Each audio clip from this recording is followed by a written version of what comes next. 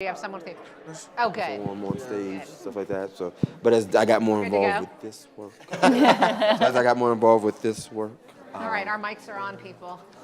so this is what I think we're going to go ahead and get started. Thank you, everyone, for joining us. We have a really amazing panel here today. I'd love to encourage people to move up if you're willing. This is going to be a pretty interactive session. So for those of you in the back, I can barely see you. Come on up. My name's Elyse Rosenblum. I run the Grads of Life initiative. We focus on getting employers to think differently and act differently so that they're bringing opportunity youth into their talent pipelines and growing them to have careers. I'm going to go right down the line and have folks introduce themselves. Hi, Don. My name is Keelen. I graduated the Liberty's Kitchen program, and I'm currently work at Ruby Slipper Cafe. I'm moving into management soon, so you know. Good. Nice. I'm Bagneris. I'm the CEO of Liberty's Kitchen. We're a 10-year organization that works primarily in providing supports for opportunity youth population in the city of New Orleans, primarily around jobs in hotels, hospitality, and the restaurant industry. I'm not sure if any of you have been to New Orleans, but it's kind of a big deal out there. So we work very, very diligently with employers in hotels and restaurants on trying to facilitate opportunities, not just to give young people opportunities for gainful employment, but also to try to help with the hiring and retention packages that employers are dealing with. Nice. Hi, everybody. I'm Stef Francis, and founder, executive director of Prodigy Ventures, Prodigy Coffee House here in Denver, or nearby in Denver. We're an apprenticeship and craft coffee house for 18 to 24-year-olds that are disconnected from Northeast Denver primarily. And essentially, I have a workforce, youth workforce development background.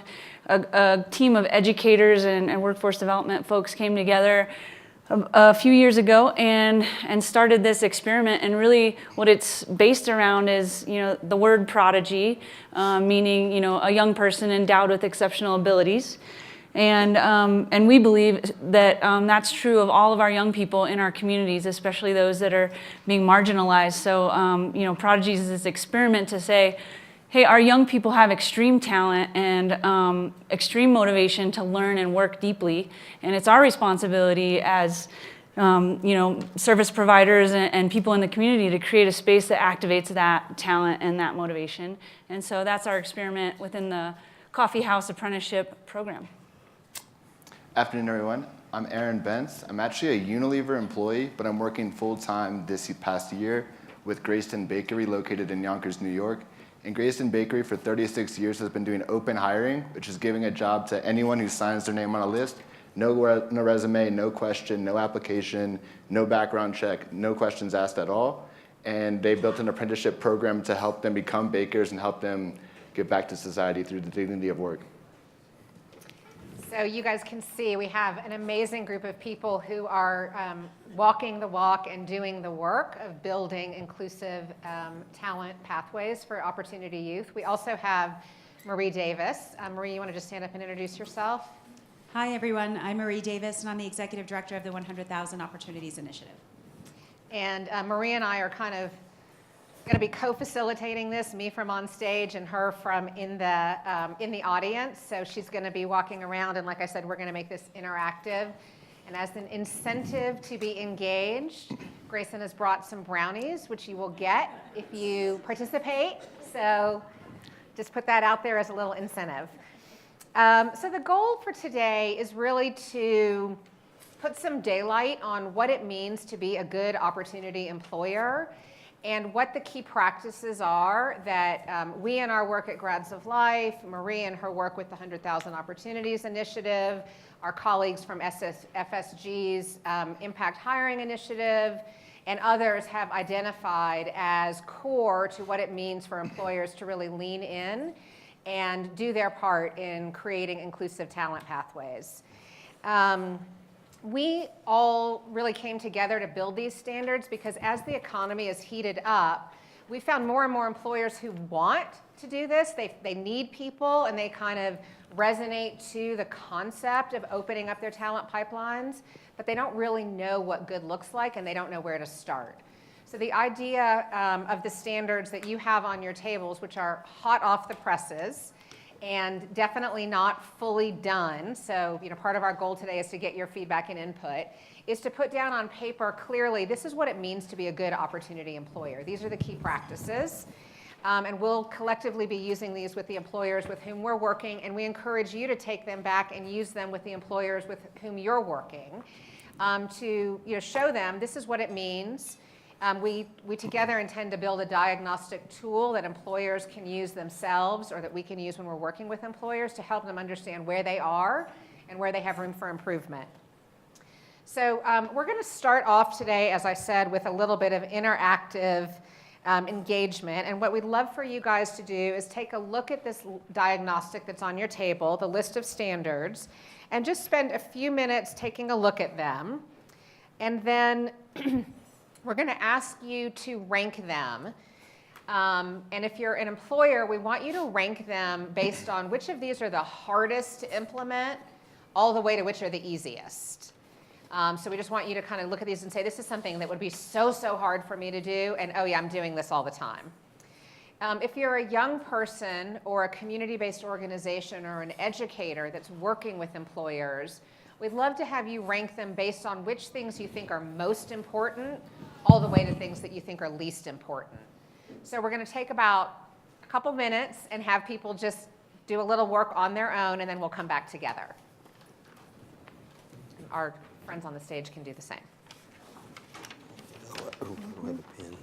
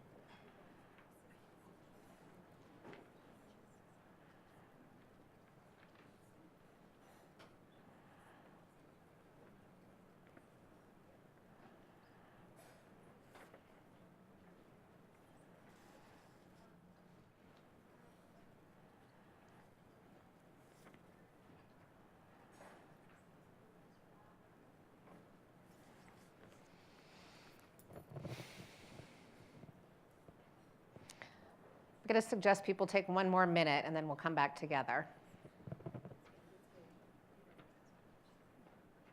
You ready?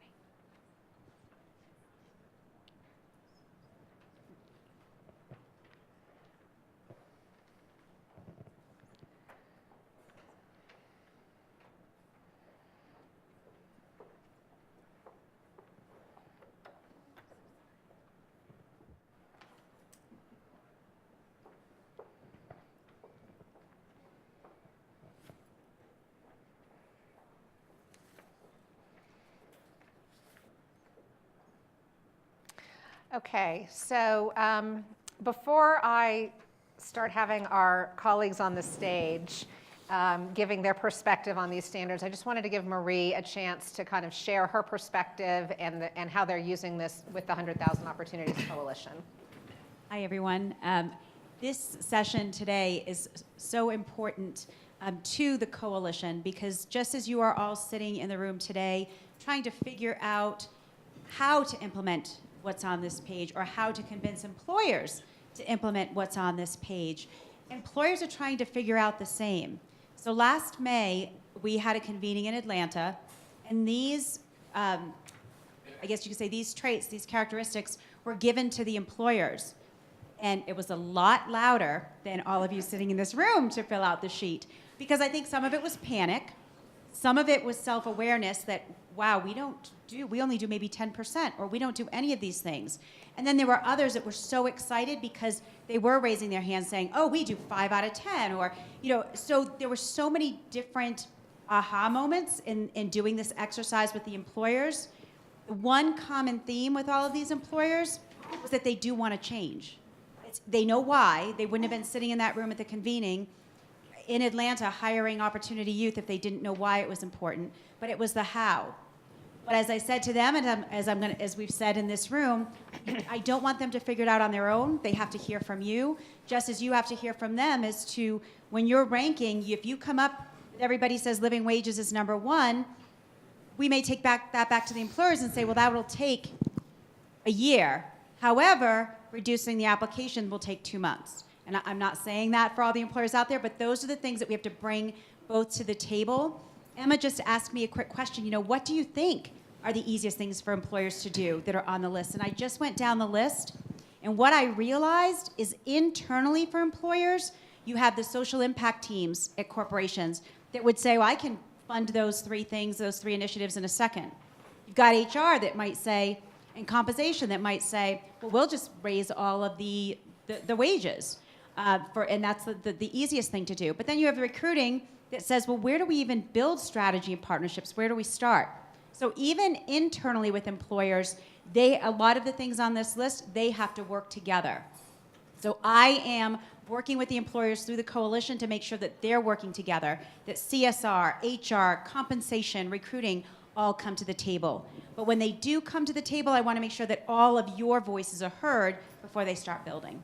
So that's why this is so important to the coalition, and I'm so proud to be doing this work with so many other people like Raz of Life and FSG. So thanks. Great. Yeah, thanks, Marie. So let's hear a little bit from folks up here about your perspective on these standards. So Damon, do you want to just kick us off and to the question of which ones you think are the most important? Maybe just give us a little daylight into your perspective. For the first one, I picked the living wage as the most important because I personally know a lot of young people who are not only supporting themselves, but probably younger siblings or grandparents or something of that nature. And they turn down a lot of jobs just because it's not enough to support all their needs. The second one I picked is career paths and opportunities for growth. I've worked in many restaurants, and there are a lot of people who are older than me, in their late 30s or 40s, who have been working the same position since they started, and there's not really much to grow. The third one I picked was structured on-job training, cross-training, and skill development opportunities, and that also worked with career paths. There are not many opportunities for those people to train and get better and grow throughout the companies.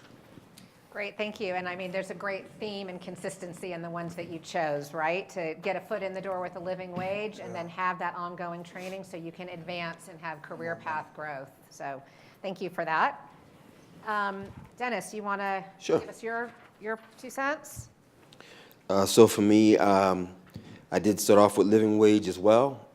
Just to Damon's points, he's the population that we serve in our program. It's no surprise to me that was also his number 1 for the same reasons that he said it was his number 1. So many of our young people are coming to us, and a lot of times we refer to them as kids and young kids, but the truth of the matter is the world is looking at them through a lens of adult, and they need to be prepped and they need to be supported in that way and valued in that way. And it starts with paying them for their time appropriately. Just like any of us want to be compensated for our time appropriately, I think it's fair that we ask employers to do the same for our population. And number 2, with that additive, I thought that benefits were also important as well for the same reason. People are sole supporters of their house. They need to be able to make it to work daily when they need to. Comprehensive benefits go a long way with a livable wage to be able to support either or. And for me, finally, I chose strong internal buy-in for attracting, training, and retaining opportunity youth. And the reason I chose that one for my number 3 is, for me, when we identify partners in particular that we work with, I feel like number 3 speaks a lot to culture of an environment. And when we select organizations to work with as hiring partners for our young people, we have those same conversations too. We go down a list like this, and they may be doing 5 out of 10, or they're doing 3 out of 10. But to your point, the ones that come to the table with a willingness to want to do better or willingness to want to do more and openness to a conversation about wanting to be better at what they do, that starts a lot with culture. And in my opinion, that's very difficult to try to skill up. So if you're in an environment and people already have the right frame of mind and wanting to address the difficulties and challenges that they have within their organization, it's just a matter of capacity, but the culture is there. I feel like that's the number one place for us to start when we're trying to create effective partnerships for our young people. Thank you. Great insight. And I'm going to come back to a conversation about living wage in a little while. So I'm going to parking lot that one. Stephanie. Yes, just to build on that. So, we're an apprenticeship program. Kind of how a young adult would come into our program is we say, if you are 18 to 24 years old and you're not finding success in traditional school or work structures, however you define that, so you self-select into that, you don't have to prove anything, come to our pre-apprenticeship training. So we actually really take this idea of, hey, you don't have an application, there's not an interview. We love to joke that, interviews are really just two people sitting across from each other lying to each other, right? Mm-hmm. I'm the best employer ever. I'm the best employee. So we say, come in. It's a 2-week intensive, and you need to know nothing. That's another fabulous. In the craft coffee, you can come in, and we have the benefit of that you can come in entry level, and we can build you up in the skill level. But we provide value to young people in that pre-apprenticeship training right away. So it's paid, and it is. It's skill building right off the bat. So yes, you're learning the history of coffee and some of the basics around the technical skills, but really you're building transferable skills in those first 2 weeks. At the end of that pool, that's when apprentices or pre-apprentices decide if they even want to work with, me or, one of our in our culture or what have you. They've gotten a really good sense of that. And if they don't, we're helping them get placed into other jobs in the community because maybe they aren't a great fit for our 18-month apprenticeship program. And if they do, then they've got a great basis for success moving forward in the apprenticeship. And they understand the high standards that we have and the high support that we're providing. And then I would say the other piece, kind of continuing on that, employers providing value for opportunity youth as employees is throughout their apprenticeship. We found it's extremely important to have, scaffolded opportunities for young people to find successes, to have, over short periods of time, successes, raise opportunities, promotions, added responsibilities. And with that comes some really clear, it's our responsibility to create really clear expectations and things that, apprentices are excited about achieving. So they're meaningful achievements to them personally, as well as resume builders and skill builders for them moving forward. Right. So just curious to get your feedback on this list. Yes. And which ones you think are maybe the hardest for an employer to implement? And I'm also curious just which you think are the most important, given what you've just shared about your program. Yes, and so I was kind of looking at this, in the middle there, the minimized requirements for entry-level candidates and that work-based experience, those kind of the pre-apprenticeship pieces that I was talking about. And then the structured on-the-job training and the frontline manager training were those sort of successes there moving forward. Right, so those are the ones you feel are most critical. Yes, Awesome. yes. Thank you. Okay, Erin. So first, I'd like to point out that Damon and Dennis, that was a perfect example of this situation where an employee is agreeing with exactly what the employer is saying and what they're looking for. Because if there's that disconnect between the benefits you're doing, the services you're providing for your employees and the employer, it's not going to work out well. So I think that's perfect that you guys both agreed on many of the same things. So I have two perspectives on this. One is through Greyston and their Center for Open Hiring, which is taking everything we're doing here in Yonkers, New York, and expanding that to any employer that's looking to be more inclusive, as well as the Unilever side, which is more learning from the Greyston model and seeing how we can adapt that into our own hiring practices. So I think all of these are very important, and I think Greyston, being 36 years starting from the open hiring model and building and developing best practices all that time, they hit on most of these. What I think is probably the hardest and most important for corporations such as Unilever or any kind of corporation that's at a big scale is a mix of diverse sourcing strategies, as well as community partnerships that offer social services. So that's because, one, Greyston has a physical list that people are aware of. They sign up, and as soon as a job is available, they get that job. Unilever has many rural factories and plants that people aren't aware of this, so how do you source those employees? So it's forming relationships with the community and various different agencies within the community, not only to help the employees once they're there, but also as a source of employees to come into the organization. Great. So the challenge around identifying community-based organizations that can be sourcing partners essentially for you, and how difficult that is for large organizations with a nationwide or global footprint. Yep, especially at scale, that's the most difficult part. I would definitely concur that that is a challenge. So just want to open it up to folks in the room and hear a little bit from you about, did what you hear on stage here resonate? Were those the same things you called out as important? Are there other, do you have some areas of disagreement or other things you want to bring into the conversation?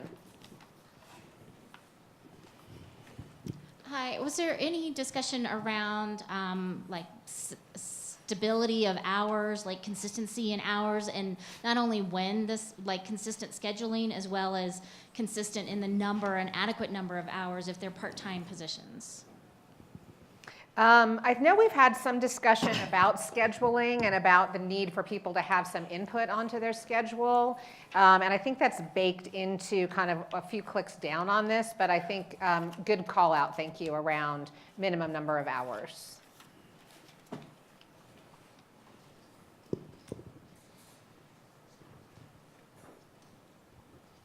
Something that I added to the bottom was about the onboarding and training for entry-level positions. We find that a lot of the policies and procedures are written from the corporate level, from someone who hasn't actually worked those positions, and sometimes it's hard for our youth to understand and articulate what they don't understand and end up breaking policies they didn't know that were even written that way.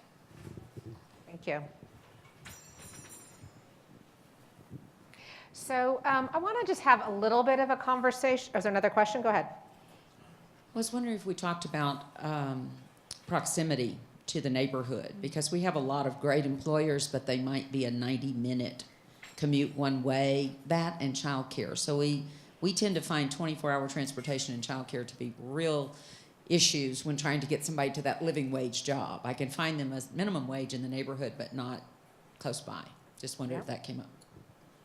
Definitely. I mean, that definitely comes up, I think, as a challenge for employers, and something that gets to broader policy solutions, which others within the forum community are working on, but thinking about how you access some of those comprehensive services and including things like transportation, childcare, mental health, and really what is the role of the employer in that, the community-based organization as a partner, and then just the broader community and having policies that support young people being able to reach their potential. So I want to, yep, Amy? This morning, like I'm sure others in the room, I attended the Future of Work panel, and so now I'm really fired up about that. I've been fired up about it before, but now I'm extra fired up, and so I'm wondering to what extent that played a role in the conversations leading to this, especially because I think the panel this morning reminded me how much I need to be relying on employers to help me really understand what the future of work will look like for them. So, I mean, I think we're definitely, all of us are in those future of work conversations, which are extremely robust right now. And it's an interesting lens to layer on top of this about how, are these the practices that are going to actually stay as the core practices as the workplace changes? And I think, candidly, we haven't really grappled deeply with that, but it's a great call out. Yeah.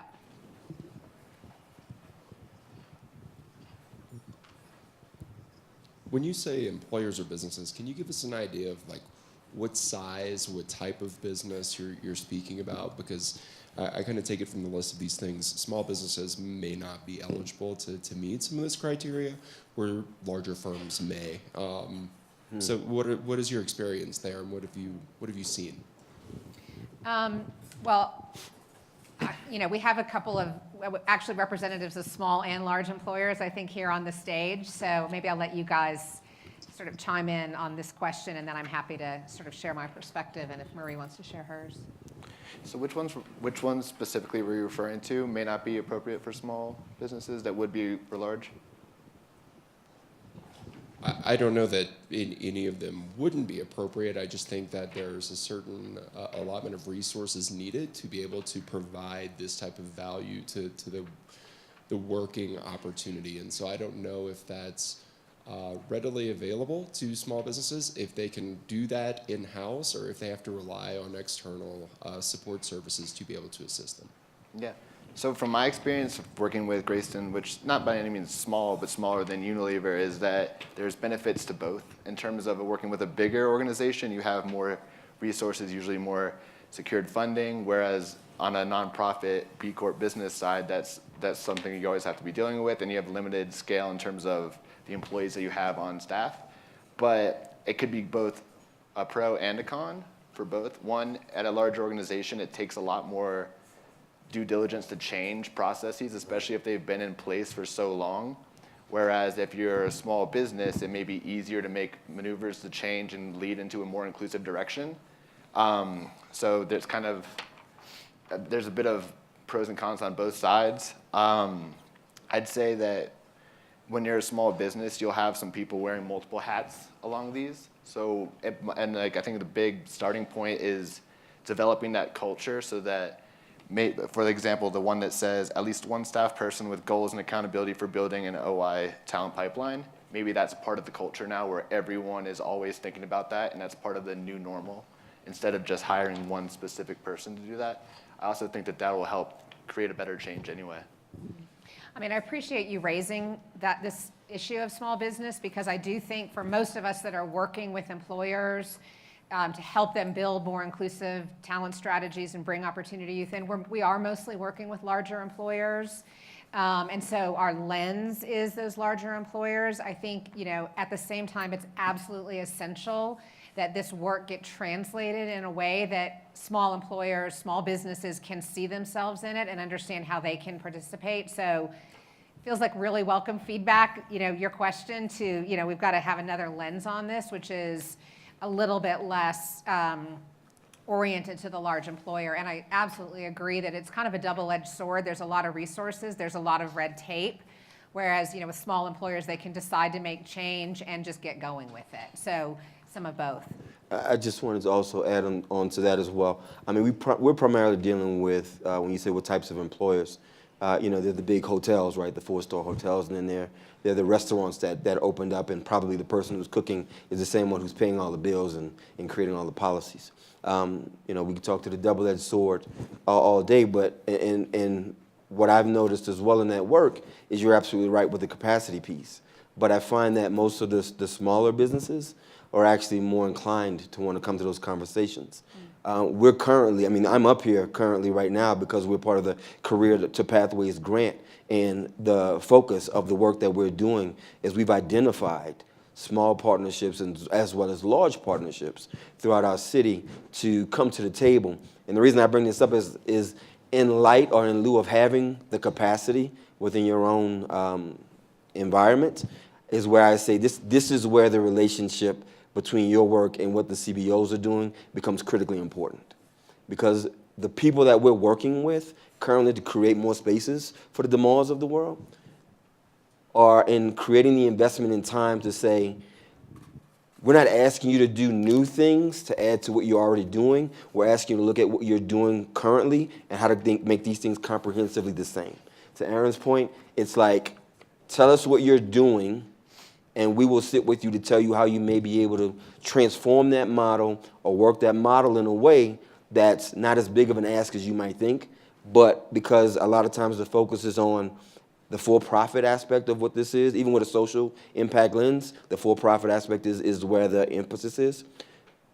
The human value piece is where a lot of the CBOs come to the table, and we can say, hey, that's great what you're doing, let's tweak it this way, and we'll see if it works. And if the relationship is strong, we talk a lot about young people's opportunities to create this space where they have a freedom to fail.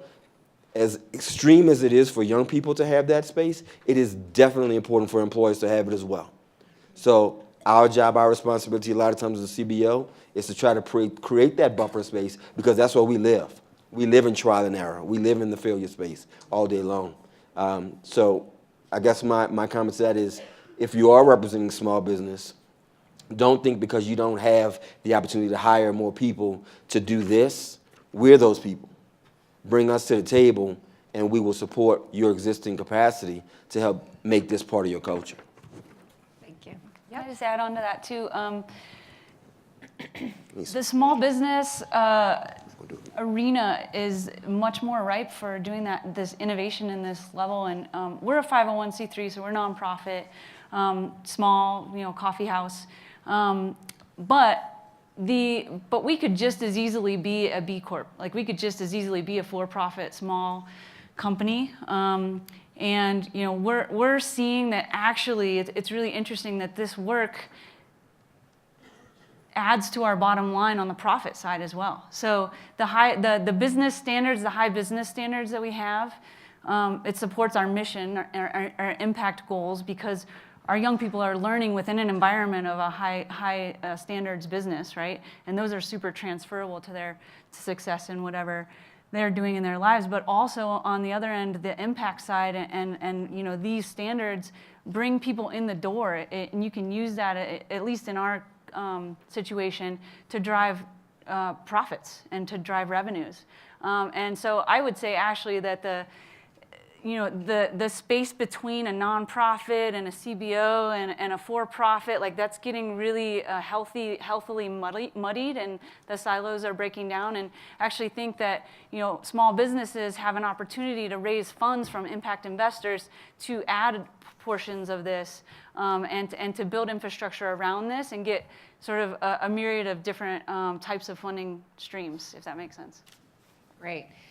Super interesting perspective, and I love the conversation about how these standards both, help a company do the right thing and can contribute to the bottom line, which is certainly the perspective that we take at Grads of Life, and I think everyone who's been working on this has that perspective as well.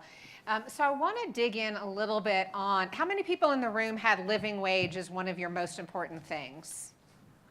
So almost everyone in the room. So I want to just tee up a little bit of a provocative conversation. And in my organization, when you're about to say something that could freak people out, you say you're playing a risk chip. So I'm going to play a risk chip here. We do a lot of work at Grads of Life with the hospitality sector, and we're in this ongoing internal conversation about which employers we really should be working with for which kinds of jobs around this whole question of a living wage. And so actually everyone up here on the stage is working in the food service, hospitality space where the issue of living wage is a real issue. And from my perspective, the tension I'd love to explore is the balance between only working with an employer or insisting that the employers with whom you're working start with a living wage versus the value of working with an employer to get young people in the door at maybe something that's lower than a living wage, but then with a real focus on ongoing training, skill building, and advancement to get them to a living wage and beyond. And I raise this because I think it's just a very real issue for any of us that are working in this space. And I'd love to just have a little healthy discussion around where people come down on that set of questions. So I'll just open it up to the panel. I'll speak from us. For us, it's a priority, but again, we're dealing with a spectrum of employers that may not be able to offer our young people upfront $12.50 just because they have those opportunities, but they don't all start there. For us right now, we're playing the game. I mean, for those entrepreneurs that are able to offer it, we're very straightforward about it and say, hey, we think you can afford to pay people more money. For the ones that can't offer it outright, we're having the conversations with them as well to say, I understand that, but we want to make sure that the people we're investing in have the opportunity to work their way up to that opportunity. If an employer flat out tells us that's not a reality for them, we don't tend to work with that employer. I'll just be straightforward. The goal for us is to get opportunity youth into a point where they're self-sustainable. My organization doesn't feel like we're doing our due diligence if we set young people up for just an opportunity to make money. Other folks want to weigh in? Yeah, that's a great question. That's immediately what I thought of when I saw that first standard. You know, we're kind of in the space of pre-apprenticeship and apprenticeship, and our goal is not being hired long-term in our organization. It's to connect young people with their next step and their next move. And so this is really interesting. You know, one of the things I read about, our mentor organization is Homeboy Industries in LA. If any of you guys have heard of them. Yeah, absolutely. $19 million organization, largest gang intervention organization in the world, and super successful, 12 enterprises or so, former gang-involved individuals. And anyway, one of the issues that they had was that that they weren't actually able to pay as high of a living wage, and I think they actually lobbied for an exemption to the higher, raised minimum wage in California because of their model. And again, this is sort of the pre-employment piece. But it's, sometimes we have young people who come in, I mean, they've not had work experiences. And, you know, some of them are able to maybe work a full-time job, but others are just not in their life, in the way that they function, they aren't even there yet. And so they also absolutely, you know, aren't able to bring to the table a value to an employer yet at a high wage. And so there is that balance, and absolutely, so, you know, we certainly are able to pay what I feel is a really good starting wage. And we look at this as the long game, and that it's our responsibility to create that economic value for them and build that economic capital while they're with us. And so if an employer can provide that, maybe it's in some sort of, you know, pre-employment training or what have you, or working with an organization similar to what we're doing and build into that, that's I think, really important to have that. Because if you have the high value, you got to have high standards too, because people need to also learn how to work, and that their value as an employee, you know, it needs to look at the same as what they're being paid, right? And so another thing that happened with Homeboy is that people who were graduating out of their programs were finding that the real world was not paying them at the same rate for the skills that they were being paid at Homeboy. So that they were finding a drop-off in their wages after the program. And so that's just an interesting balance in the world that we're working in. Anyone else want to weigh in on here, on this question? I was going to say it's definitely a risk chip and definitely an interesting balance, as you were saying. I think it kind of depends on the business, and if it is an entry level to jump into, that will quickly jump into another role within your company, or if you're looking to give experienced opportunity youth that can go elsewhere and find a job, then it may not be as important as living wage, and more so get them in the door, get them experience so they can take it with them. Because a lot of these people don't have any work experience, and when they try to apply for other places, they'll say, well, what's your work experience? And they don't have any. So they'll want that first step in the door to get to the next step. But I think it's important that you have a plan in place to help them grow. You make it clear to them saying, hey, if you do this in 9 months, we have a review, and then you could possibly move on to another role. You can learn more skills. Ask them, like ask Damon, if you're like working with him, and say, what do you want to do? What do you want to get out of this? Whether it's find out a new skill or stay within the company, or if they're open and say, like, I want to get a first step in the door and go to another company, as long as that's transparent out of the way, I think that's important. Great. Even if you do have a living wage, I think that's all important. So we're going to have some Q&A in a little while after a little more conversation up here. And if people want to weigh in on this provocative question, I'd love to continue the conversation and hear perspectives from folks in the room. So I want to kind of bring it back to each of your experiences, and love to start with you and just talk a little bit about your journey and the career path that you're on, and where you're trying to go, and just sort of give us a little daylight into that personal experience. I found out about Liberty's Kitchen through a friend who graduated, and she told me to help you get back into school, and at the time I wasn't in school. So I went to Liberty strictly to get back into college. But every day we learn something new, not just about the hospitality, but about being a better person and opening up and having confidence and being a leader, and we learn just basically how to be better people. And at the end of the program, for like the last 4 months, they extern you to a restaurant, and I was externed to Ruby Slipper, and I was hired on after my first week out of the 4 weeks. So I finished the program, and I was hired to Ruby Slipper.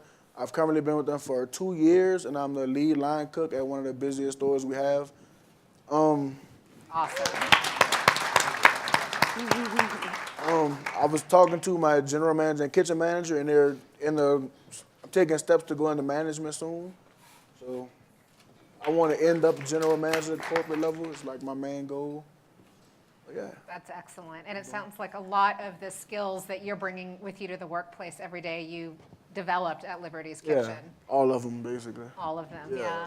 And do you stay connected with the folks at Liberty's Yeah, Kitchen? every opportunity I have, I go back, talk to the new class, let them know, they just not telling you they really family. Everything they saying is true, and I'm a living representation. I had a fast food job, which didn't need too much skills, but the stuff I do on a daily basis, I learned all through Liberty's Kitchen. And are there other graduates of Liberty's Kitchen that are working in the Ruby Slipper family? I think one who's working in my location that I know of, and we was in the same graduating class, which is great. Nice. And yeah. Nice, thank you. So Dennis, why don't you tell us a little bit more about the Liberty's Kitchen model, and you guys have had so much success working with employers, and just love to have a little more daylight for folks in the room that are doing similar kinds of work about what has made you guys so successful. Thank you. I want to quickly add two things that Demone will not mention to you too. Is he also just paid off his car, and he's also in the process of looking into a first home buyers program. Awesome. Yeah.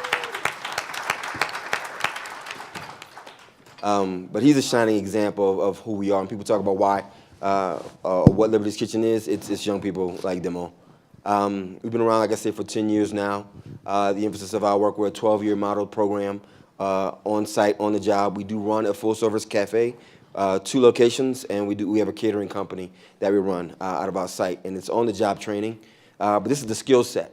The philosophy of Liberty's Kitchen is not about the skill set. The philosophy is about the human value piece. And as you heard Demone mention, we don't just teach our young people, step by step how to get a job.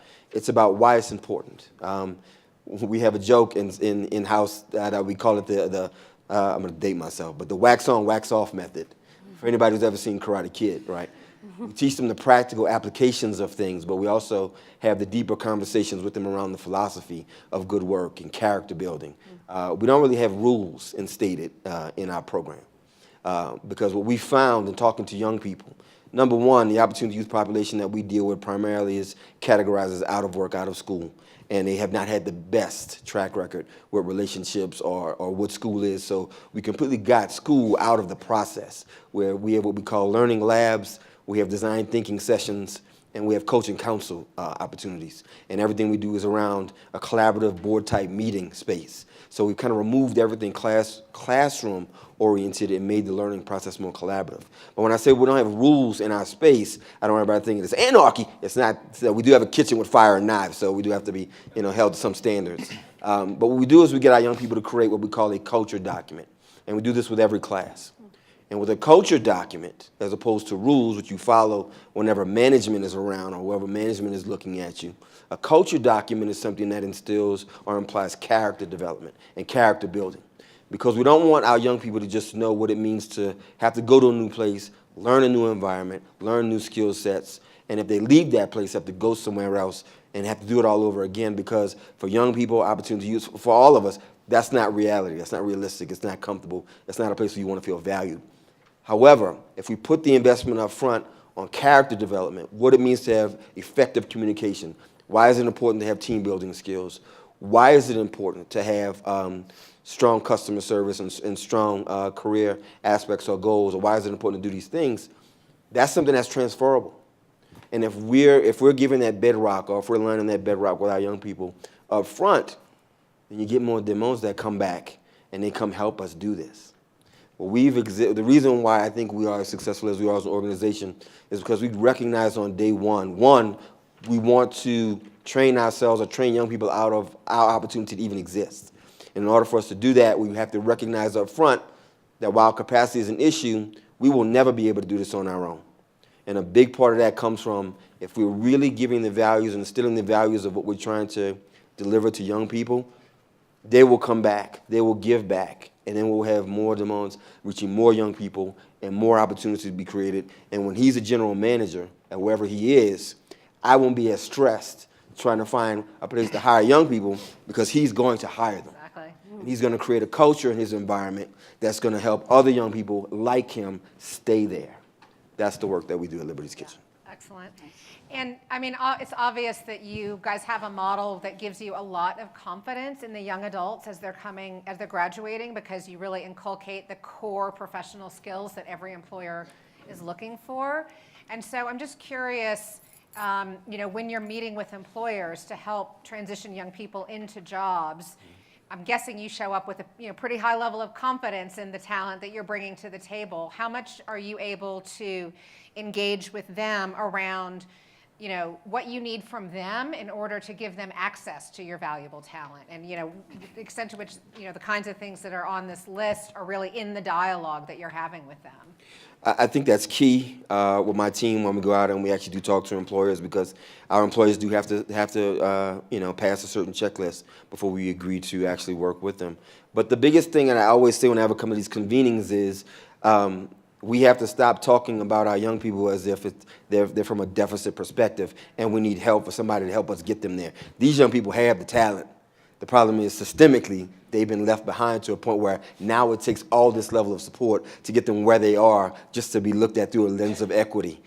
So for us, we approach every conversation up front, not to say, hey, give this young man a break or this young lady a break. Our approach is, so you want to work at Liberty's Kitchen, huh? Well, this is what you have to do to come to the table, and we don't really waver between that. So as long as you understand the wealth that we're bringing to you, we will stay with you. We have a saying with our young people: if you show up at 100, we'll give you 150. We say the same thing to our employer partners. Great, thank you. Awesome. Erin, the open hiring policy is pretty unique. I'd love to hear a little bit more about kind of the origins of that and how it works, and how, I know you guys obviously are feeling like it's working well because you're now working with a bunch of other employers to help them understand it and adopt it. So can you just share a little bit more about the policy and what Greyston has seen in terms of impact, and sort of this really interesting step you're taking trying to spread that practice? Yeah, so Greyston was actually founded 36 years ago by a Zen Buddhist. And originally they made pastries and cakes with his Zen community. And then he realized, I have a better opportunity to give jobs to people that have no home, no jobs. They're going through any sort of barriers. I have a better opportunity to impact the world by doing that. So then he started giving jobs to people off the streets. He eventually started giving so many jobs to people off the streets, and that his community, which is a well-off community, was kind of like, hey, we don't like you bringing around all these people here. So he said, no worries. And he moved to Yonkers, New York, where he knew that wouldn't be a problem. And Yonkers, New York has all the barriers, whether it's homelessness, drug addiction, HIV, AIDS, you name it, that Yonkers goes through that. So he knew there was a great opportunity that he could impact the people's lives there. And he met Ben from Ben & Jerry's. And a little bit of background on why, as a Unilever employee, I'm working with Greyston, is Unilever owns Ben & Jerry's, and Greyston makes all the brownies that go into Ben & Jerry's products, as well as through e-commerce. They're sold on Amazon and then Delta flights. But he met Ben from Ben & Jerry's, and they decided they wanted to work together with the social missions of both people. They found an alignment, and that's when they made chocolate fudge brownie, Ben & Jerry's ice cream. And since now, today, they make 35,000 pounds of brownies a day. Many of them are here, so make sure you get them after.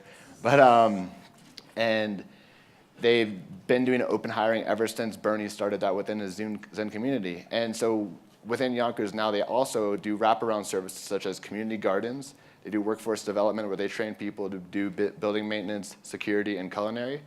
They have 40 units of housing for people that are suffering from HIV or AIDS, as well as homelessness. And Greyston is involved with pretty much anything you mentioned in the community of Yonkers, they're involved. And through the Center for Open Hiring, our CEO realized that we're doing a lot of impact in Yonkers, but there's so much opportunity to give people with barriers employment across the US, across the globe. So that's why they launched officially the Center for Open Hiring last June. And now our mission is to talk with employers, some people in this room, talk to CBOs, try to find that perfect match so that we can scale, whether it's open hiring or whether it's just some more inclusive hiring than traditional hiring. We invite companies and CBOs to open the door to inclusivity. And one thing we mention is find that one job. Whether it's a small company, whether it's a large company, find that one job, find that one opportunity to change someone's life, and then we'll help you through the Center for Open Hiring grow that out. I like that approach because I think if you, if you were sitting down talking with a company about all the things that Greyston is doing, I could imagine they'd be sitting there saying like, that's amazing. We could never do all those things. We could never be that kind of place because the visionary leader or whatever other exceptionalism around Greyston. But, I think that this idea of like starting small and, start picking off things that you can tackle is so empowering to employers who they want to do something, but they just need help figuring out how to get started. So it's excellent.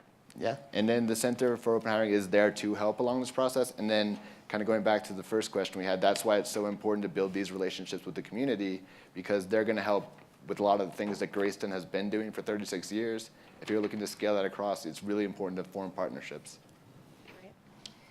So, Stephanie, you've talked a little bit about your pre-apprenticeship model and then the longer-term apprenticeship program. And I know two of the things that can be really challenging in the work in this space are, one at the front end is like sourcing, finding the young people, and then at the other end, placement into longer-term employment. And so I'd love to hear you talk just a little bit about how you all tackle those kind of two ends of the spectrum in your work. Yeah, thanks. So we hire hyper locally, and so to your question earlier, kind of, one of the benefits is that we're in a neighborhood that has it's a benefit and a deficit, but that we have a high number of opportunity youth. So we have two kind of main criteria we use when we make hiring decisions, which is if you live near the shop, that's kind of one of those things that gives you priority and also need. So kind of our recruiting piece on the front end, yeah, it's really tough when you're trying to recruit disconnected youth for any of the things that you guys are working on. They're disconnected from most of the institutions and jobs and such. So, we reach out to our community partners. I mean, we recruit from, parole folks, people working in human trafficking and the FBI programs there. We are looking at, we have juvenile detention centers nearby. We're looking at folks, in alternative schools and the schools and talking to the counseling staff and saying who's not looking like they're going to be finishing, or who's looking, or who have you not heard from in a while. And so it's really targeted, but it is hyper local in our space. And so I think it's like 85 or 90% can walk or ride their bike to our space, and that works in that neighborhood. That neighborhood has very few opportunities, and then you talk about one of our biggest challenges is that transition into the real world of work or what have you, and we're really grappling with that. So we started with a 12-month apprenticeship program, and what we found is just amazing engagement, improvement, on and on and on, until they were reminded, even though they knew this was a one-year program, until they actually had a date that went on the calendar for transitioning, and then things start to blow apart because there's an attachment there, and we're a safety blanket and a family and all those things. And so moving into the world of work is terrifying, of course, in so many ways, because you're not finding employers that are able to give or that do provide the amount of support that we do to individuals. So one of the things we're looking at is, and so we've changed to an 18-month program. So that last 6 months is more of a gradual release around us being able to support them in a externship. So like you mentioned, paid internships from our end, job coaching, having apprentices come back weekly with us, even though they're working elsewhere, to continue an apprenticeship learning, us coordinating with their managers and their supervisors to give that, you know, like we know the young people really well, and so we can say, hey, you know, like, we know you learned differently here, what's going on there, and kind of problem solve on that end.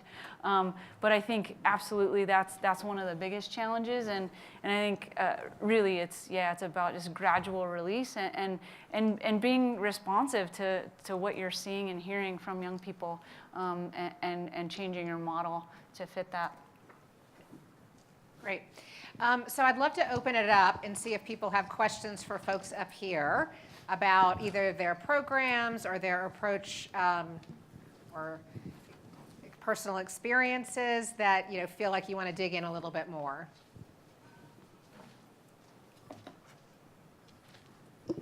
So we nailed it. I've got lots more questions, so I'm going to give a minute for people to raise their hands. Has implicit bias training been a consideration for employers or CBOs that work directly with youth? I think there's value on both sides of that equation. I mean, I can start. I mean, yes, the conversation about implicit bias is very much on the table, especially with employers. I mean, we work it into our curriculum. I mean, given that the highest percentage of the population we deal with are young men and women of color, obviously race is a big part of the conversation. The issue with implicit bias as it pertains to employers is how do they effectively like pull away their entire staffs to have these trainings, who pays for those trainings and whatnot.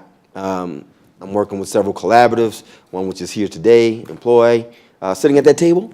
And part of the conversation we're having is how do we build like a playbook with talking to employers? How do we make that space for them to open themselves up to that? I will say a higher percentage of employers are willing to have that conversation, and for us right there, that's a win. Yeah, I mean, we find in our work, and I think I could speak for everyone who's working with employers that are trying to build opportunity youth talent pipelines, that the conversation around implicit bias and even more broadly, the extent to which frontline managers in particular either do or don't have the resources they need to support and develop opportunity youth is a big challenge.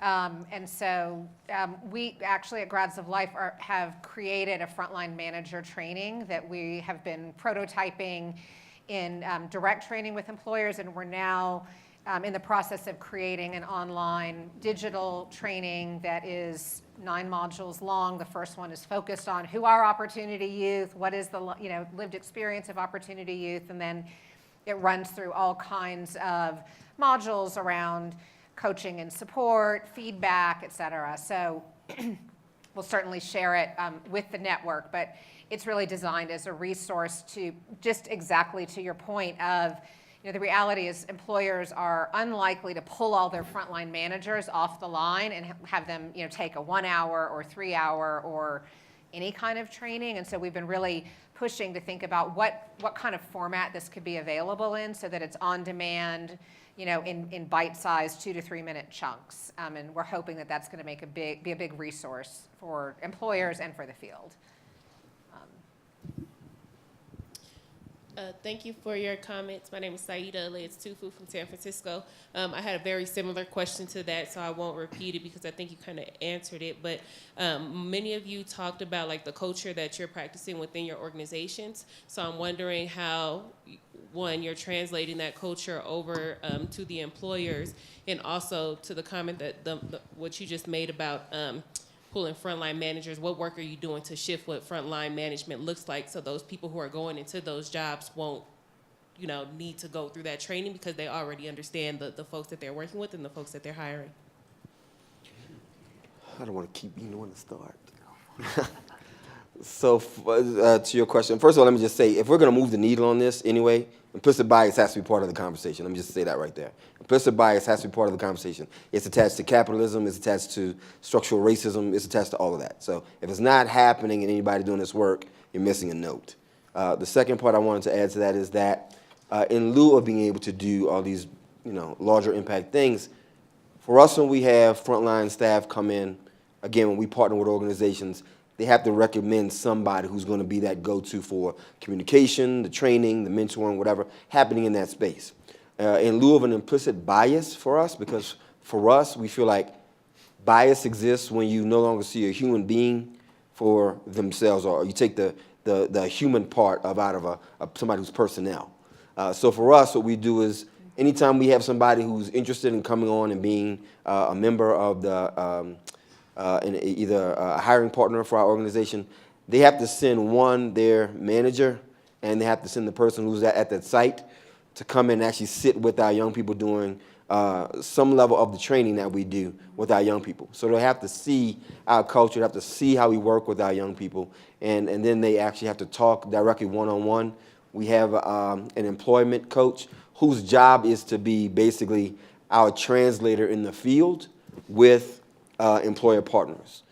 So because they can't always get a meeting with me or CEO or somebody who's doing the program curriculum, we have dedicated a specific hire who goes out. Her job is to also vet employer partners who are actually the most effective for the individual. But when she's not working directly with young people, the other half of her time is to speak directly to employer partners to talk about who we are as culture, raise questions about what are the difficulties about these types of things, and also ask them questions about have they engaged in A, B, or C. And I think the question about culture is one of the most important questions here, because I'm sure all of you guys have seen so many times the traditional job readiness and job placement formula. You put them in a cute suit and you polish up their resume and you get them hired and they're good to go for the rest of their lives. Well, we know that that's not true, and we've spent how many billions and trillions of dollars in our society pretending that that's going to work. So the real question is around how do you build a culture that that not only attracts opportunity youth but also that bottom line where you can build revenue. And what we're finding in this work and in the way that our society is shifting is that a culture, one that you described that you have at Liberty's Kitchen, one at Homeboy Industries, they talk about a culture of mutuality and kinship. And our culture, we talk about, we're not a religious organization at all, but we talk about creating a culture of spiritual hospitality. And so that's a term, that's a noun term, it's a theological term, but kind of how we talk about it in our space is creating space for people to be authentically and fully themselves. And so when apprentices and pre-apprentices come into our space, we're really, looking at what does that mean? How does that mean with the way that we treat each other? How does that mean with the way that supervisors treat you and you treat supervisors, and how you interact with customers? And so it's not customer service. We talk about customer experience, where our young people actually, they're not there to serve customers and to, do the whole customer's always right thing, because they're not, by the way. And people think they order something, they didn't all the time, and they get really mad about it. But our young people, what they learn is that they have a power from behind that counter and within the role that they're in to affect someone in a really powerful way, actually. And based on that idea that I want to create a space, I might not know your experience, but I want to create a space where your experience and your authentic self is welcome and loved and wholly valued here. And so that's the way that we talk about and think about it with us, and what that does build, and it's exactly what you guys are doing. And Damon is going out into a new employer and helping to create a culture there. If we can get our young people to a place where they can really own into that understanding of how they want to treat and view other people, they can bring that into other employers' spaces. And just real quickly, I think that's also the work that we can do with employers, because that will, this culture of love, to call me a hippie, whatever, but really that's the special sauce that can not only is this, individual personal impact, social impact happening, and also it's driving money now, and so it's a beautiful place. And so if you're an employer, if you're someone who hires people, what I challenge you to think about is how do we build that? How do we just make a bold stand, call it whatever you want to, spiritual hospitality, kinship, character development, whatever it is, but start to really trickle that into the way we do things and the way that we are. And I think that's a really powerful piece in all this. Building off of what everyone here has said, I was having a conversation with someone in a fellowship that I was a part of, and her organization does implicit bias training and a lot of company culture and moral leadership training. And we were talking about the different types of employers she works with. And she said there are 3 types of employers that come to us for training. There's the people that have messed up. They had a situation happen where they say, we need to do this retroactively. They're the companies that are afraid of something like that happening, so they adopt those types of trainings to try to avoid something like that. And then the third is a company that's already being progressive in this space and trying to do more. So I invite everyone to think about what type of company you want to be as you address it. Thank you. Just a couple other things on the culture piece, because I think it is central to all of this work. And I think one of the things that can be challenging about it is it's so multi-layered, and it can often depend on like support and buy-in at the top, some avid champion who's driving the work forward. And I have to give a shout out to FSG and the incredible work that they're doing through their labs to really support the journey of those individual leaders. That is, so necessary, because this is hard work. And then how it trickles out to and through the frontline managers. And so it really is a comprehensive set of activities that need to flow at all those levels. And I think that's what can make it challenging for employers to sort of dig in on this. I'm going to take one more question. Yep. Hi. One of the things that we find is that after our young people go through training, particularly in culinary, their criminal records are a barrier to employment as our partners are trying to scale up to, the Aramarks and the Applebee's. So I'm just wondering how you have changed policies or overcome barriers, criminal record barriers with your partners. I mean, in New Orleans, I'll be honest, it's not as much of a barrier as you would think. One of the add values of New Orleans being so heavily disparate on the survival of hotels and restaurants is they've been very lenient on things like drug testing, criminal backgrounds. But we are having those conversations still. I mean, there are some very basic barriers that even though it gets them entry into those spaces, the issue then becomes at what point do they become considerations for opportunities like training programs and supervisory opportunities. And that goes back to our opportunity to say, hey, look, I know they may have a criminal record or whatnot or whatever, but how many your standing employees now currently in your space are branded by a best practice organization that trains directly to the space, right? How many people can you say have that? And a lot of them don't. So we get to go into those spaces as kind of the expert in that field to say, hey, if they're branded through Liberty's Kitchen, they've been through our program, then you're sleeping on this individual if you don't give them the space to grow in your space. And I might just toss this one to Marie, because I know she's working with several companies that are actively banning the box and getting that stuff off the table. So. Sure. When I started, when I was a member of the 100K Coalition, when I was at Chipotle, that was what brought the members together, I should say. That's what encouraged me, seeing all of these employers sitting around a room almost judging one another, especially hospitality and restaurant companies, saying, well, what do you mean you still have background checks? Well, why do you have background checks? So one thing with the coalition is they're challenging each other every day. But I'll give you a specific story as to why when you talk about business cases and return on investment, if you can bring it back to background checks or to reducing the questions on an application, it makes it easier to get that to happen. When I was at Chipotle and I was a recruiting manager there, the company decided they were going to have background checks.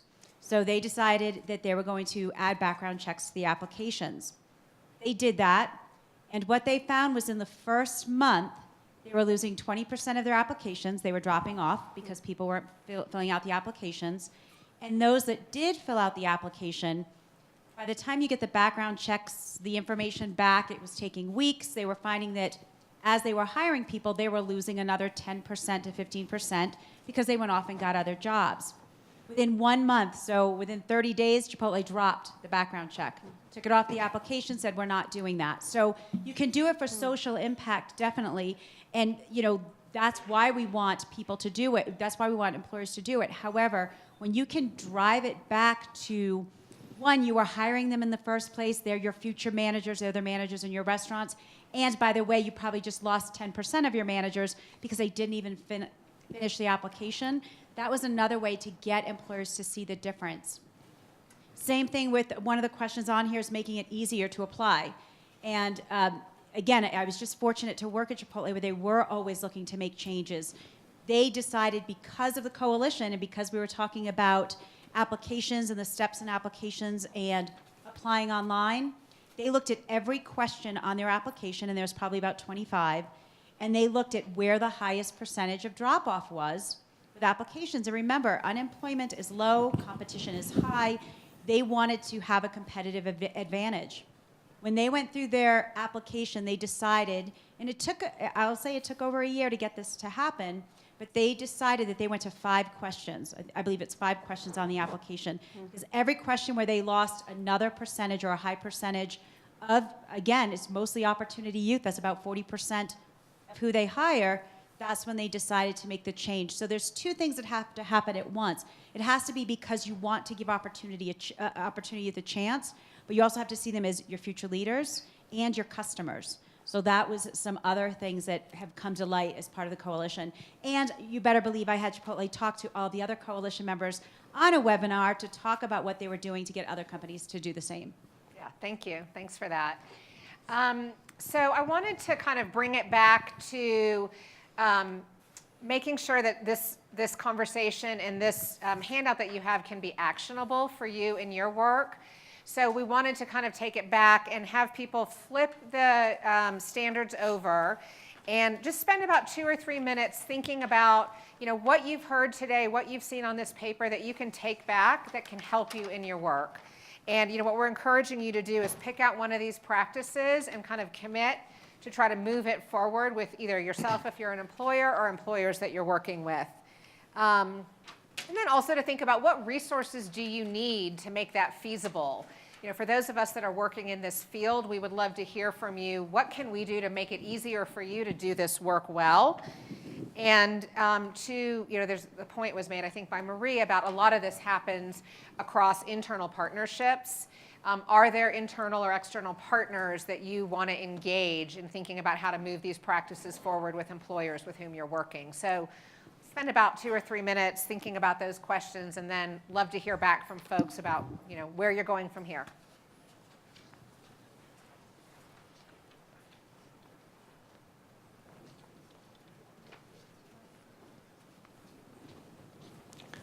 And this is where the brownies are going to come in. I love it though. I'm so happy. Are you?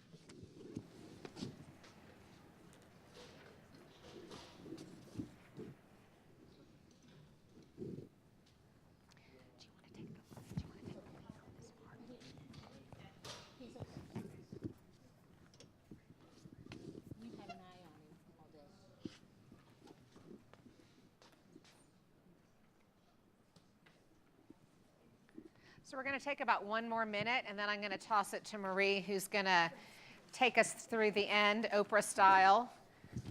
Oh, she's going to come up. I'll come up.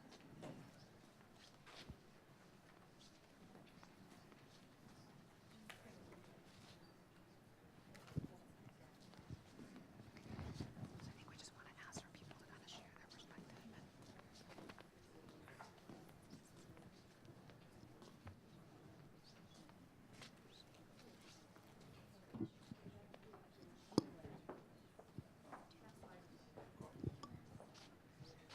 You could just walk around and let people.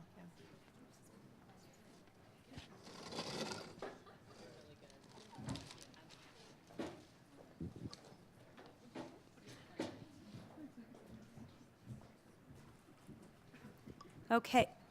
Okay, so is everybody ready to share? Like Emma's already has the brownies out, running around. They did. So what we'd like to do is let's start with the first question on here. As you were looking at this, what's one practice you will work to promote in the next year within a business or a partner? What are some things that you thought of after hearing the panelists today and some of the discussions?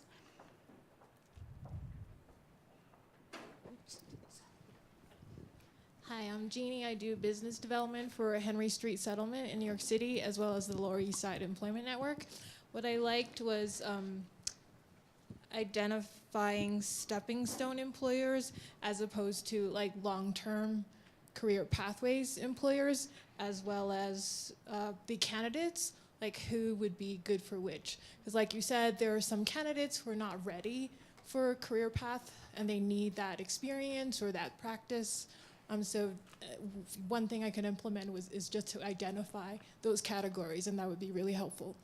Excellent. That's basically saying also that it's not one size fits all, both with the youth that are going through the programs as well as the employers that can offer the different opportunities. So that's perfect. I think what I took away most is just the scorecard tool, and that utilizing, making some changes so it works within our environment, but utilizing this for current employers, working together to see where they score themselves and where we are the ones that are working with the candidates score them, and then make plans if there's areas that we're deficient in that are affecting the success of our opportunity youth. And then also as new employers keep coming into the mix and want to be part of these programs, but can only do part of it, right? They're all at our doorstep saying, but we can't do this part. And just making sure that we have certain standards that we do walk away from employers if they can't meet a certain score on the scorecard. So I really appreciate this tool. Excellent. One thing with the tool, and when it was created as not only a learning exercise for all of you, but mostly for employers. I think Elyse came to me a while ago and said, Glassdoor is coming to us asking which are the best employers out there for youth. And we all looked at each other and we said, well, there are some great employers for different reasons, but do we have an employer that fits the scope? So in May, how I opened my session with the employers was, listen, this is coming. Whether we're leading the charge or somebody else is leading the charge, we're getting questions. Youth are going to be asking questions. Service providers are going to be asking questions, and you already have been, as to where to go and who is out there that would best meet the needs of youth. So we said, this tool is for you so that you're not surprised. And I mean, our goal is for all of you to continue to have these conversations because we can't do it alone. And we can have panel discussions, but you're doing this every day, so keep that going. That's great.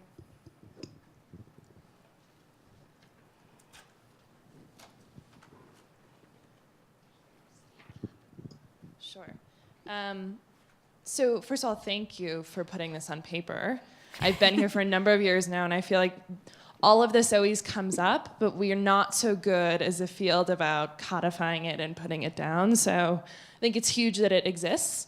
So what we'll commit to at FSG is continuing to try and understand what of these practices are most attractive to employers and what pain points are they solving for, and how can we all work with them to sort of build their capacity to make these changes, because some of them, as you all have said, are a long journey, and not everyone's gonna get 14 out of 14 on the first go. So that's what we will commit to.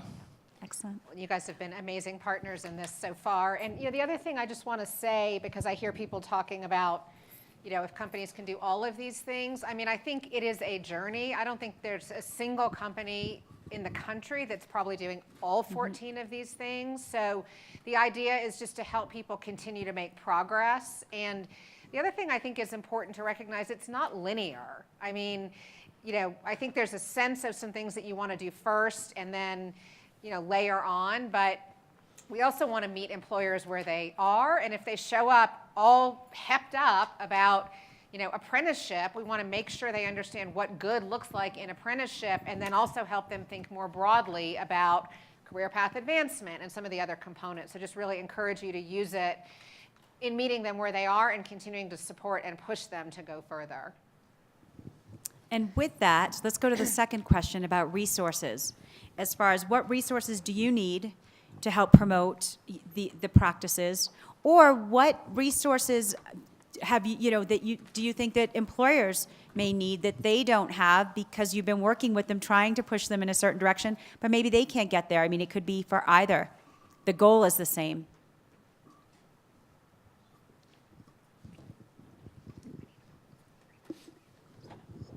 Good afternoon. I want to thank you all for your contribution and all the work you do. I'm Harry Alston with Safer Foundation in Chicago.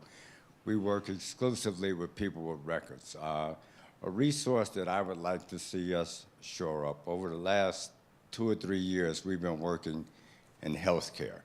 And we started first with an educational forum to show healthcare providers the value of working with people with records.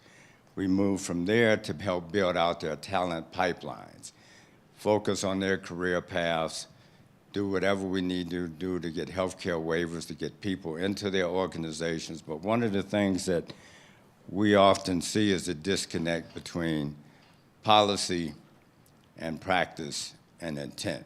You'll get a lot of folks way at the top that, yes, we want to do this.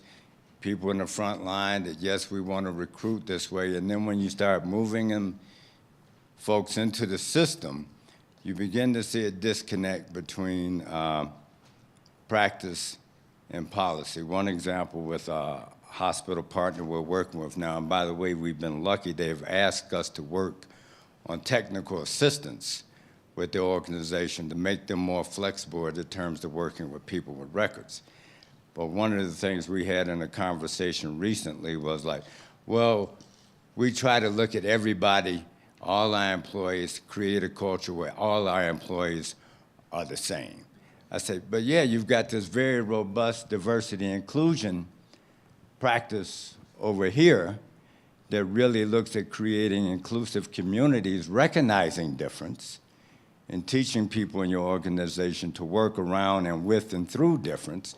But now you say, oh, we don't say anybody different. We don't let anybody know that people have records if they're in the organization. So how do you get past that disconnect? That's a resource that we could use. Excellent. Okay, I know we're close to time, so for the last question, who will you ask either internally or externally for support in implementing practices? One request that I would make to all of you is when you think internally, I know all of you may have huge staffs. You have career counselors, you have support systems within your own organizations working with youth on a daily basis, as well as employers on a daily basis. Make sure to use this, internalize this, make them your cheerleaders, make them take this initiative to the next level. I mean, my call of action really is to take these 14 steps and make sure that everybody in your organizations knows about it and wants to drive this mission or this movement with us as well. And with that, Elyse, I will turn it over to you. Well, I want to ask you guys to join me in thanking the panel. I think they shared a tremendous amount of insight. And thank all of you. I know this is the food coma hour of the day, so thank you for being an engaged audience. And I'm going to close this out with a tool, another tool that we've created at Grads of Life, which some people in the room have seen, but it's very much focused on inclusive hiring. And we know from research that we've been doing over the past few years that employers are requiring credentials that actually aren't that relevant to the skills that make someone successful in a job. And they're just weeding out lots and lots of young people. And in that analysis, opportunity youth often end up weeded out. And so we created something called the 7-second resume, which is created on the idea and the fact that hiring managers typically spend 7 seconds looking at a resume before they decide whether to move someone forward or cast them aside. And it's really a vehicle to give young people a resource to, in their own voice, lead with an asset, lead with something they've developed by virtue of their life experience that is a strength and valuable in the workplace. And if you've seen it before, I'm sharing it again because over the last year we have seen tremendous uptake of the 7-second resume. It is so, so powerful of an experience for young people. We've built a curriculum to help you share it with your young adults that you're working with. We're also beginning to see employers using it in their recruiting and in their promotion. So it's having a real impact both on perception and practice, and it's incredibly powerful for young people. So I'm going to roll it one more time and encourage you to take advantage of this asset that is there for the taking.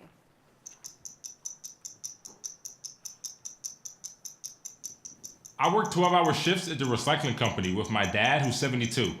That taught me a work ethic that I carry with me every day.